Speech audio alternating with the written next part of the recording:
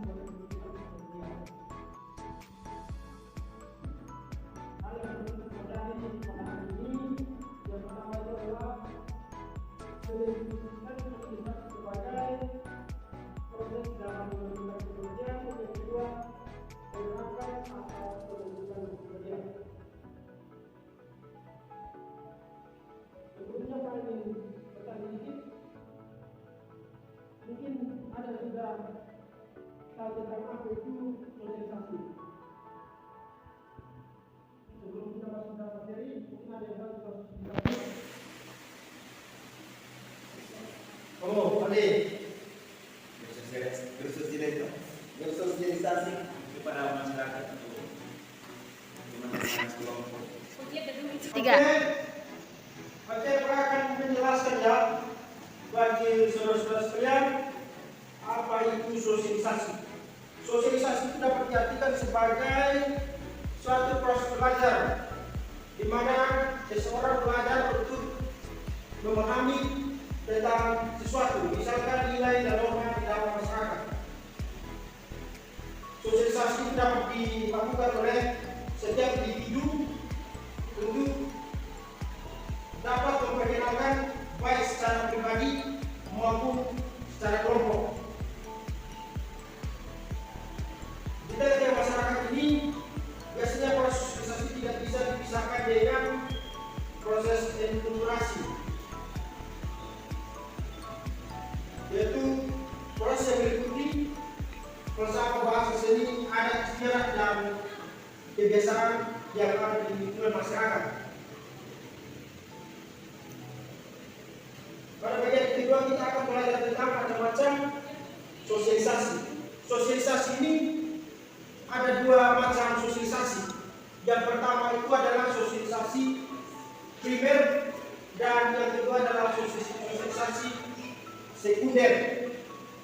Sosialisasi primer ini adalah sosialisasi atau proses belajar yang kita peroleh di dalam keluarga, apa yang biasanya disebut dengan proses belajar jalur informal.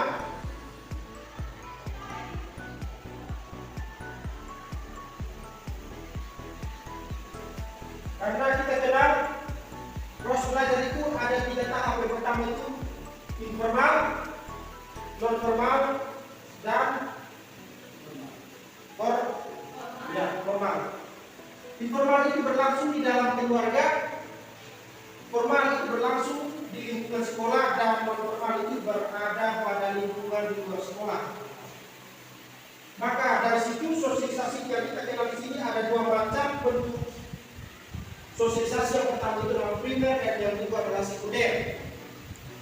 Proses belajar atau sosialisasi secara primer itu adalah berlangsung dalam keluarga, dan proses belajar atau sosialisasi sekunder artinya proses belajar yang kedua. Primer artinya yang pertama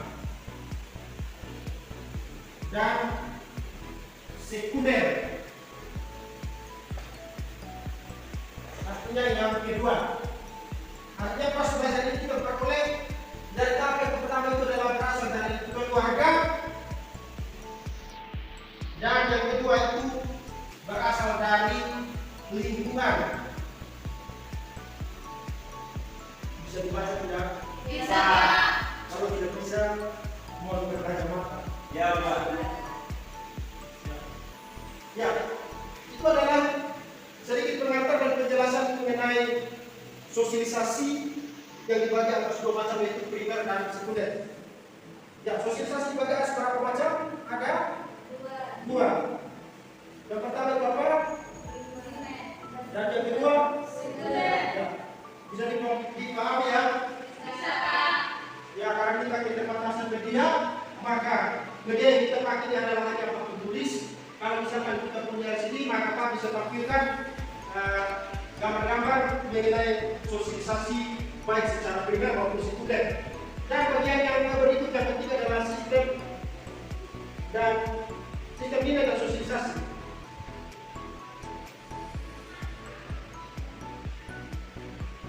Ya, sosialisasi itu tidak terlepas dari yang namanya nilai. Karena kita berada dalam masyarakat, nilai itu sangat dijunjung tinggi. Maka antara sosialisasi dan nilai itu harus berkaitan erat. Sehingga nilai itu juga perlu diperhatikan dalam proses sosialisasi.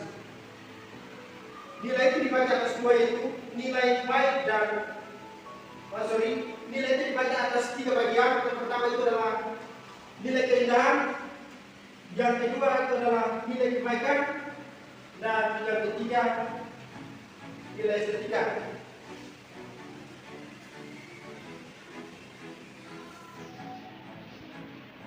Adapun tahap pembentukan sosialisasi. Tahap yang pertama adalah tahap persiapan, yaitu tahap di mana manusia mengenali diri dan lingkungan sekitarnya. Dan yang kedua, tahap meniru atau play state. Tahap meniru, play state.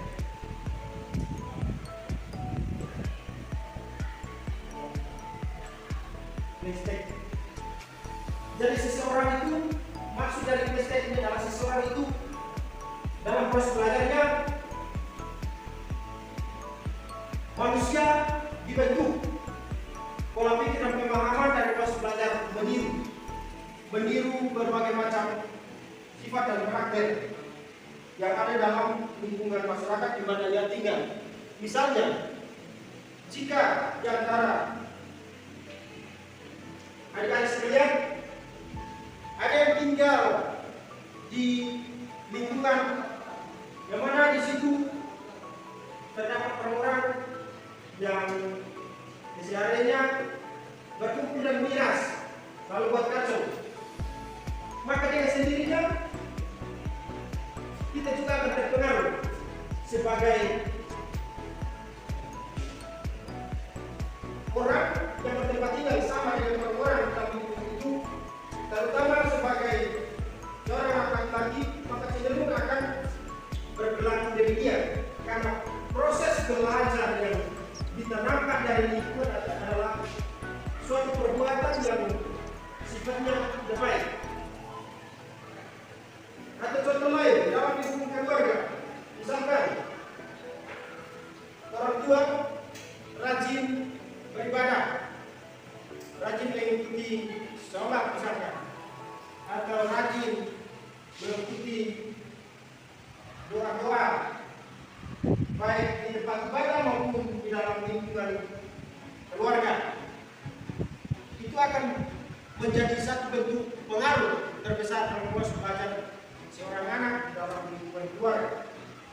Dan yang berikut adalah tahap siap bertindak. Yang ketiga adalah tahap siap bertindak atau yang disebut dengan game state, siap bertindak.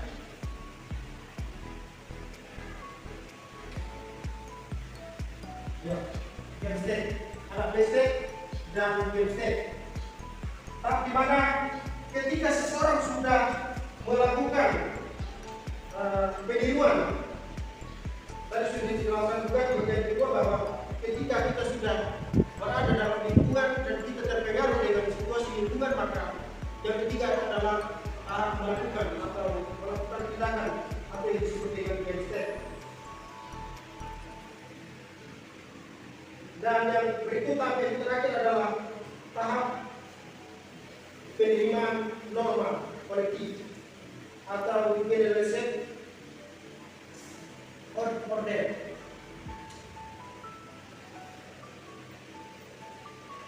Ada mengerti tentang norma kolektif, tahap penerimaan norma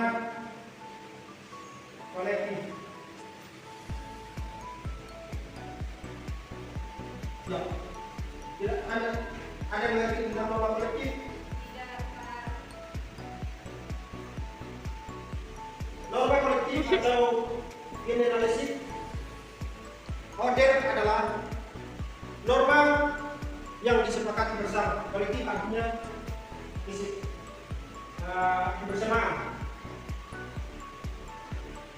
Norma kolektif artinya aturan yang disepakati. Dan yang berikutnya yang terakhir adalah tahap penerimaan norma kolektif atau generalisasi order.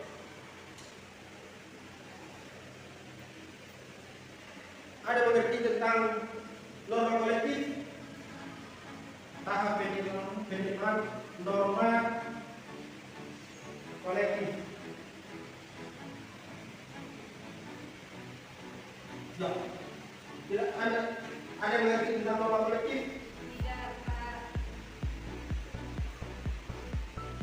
Norma kolektif atau generalisasi order adalah norma yang disepakati bersama. Kolektif artinya kebersamaan. Norma kolektif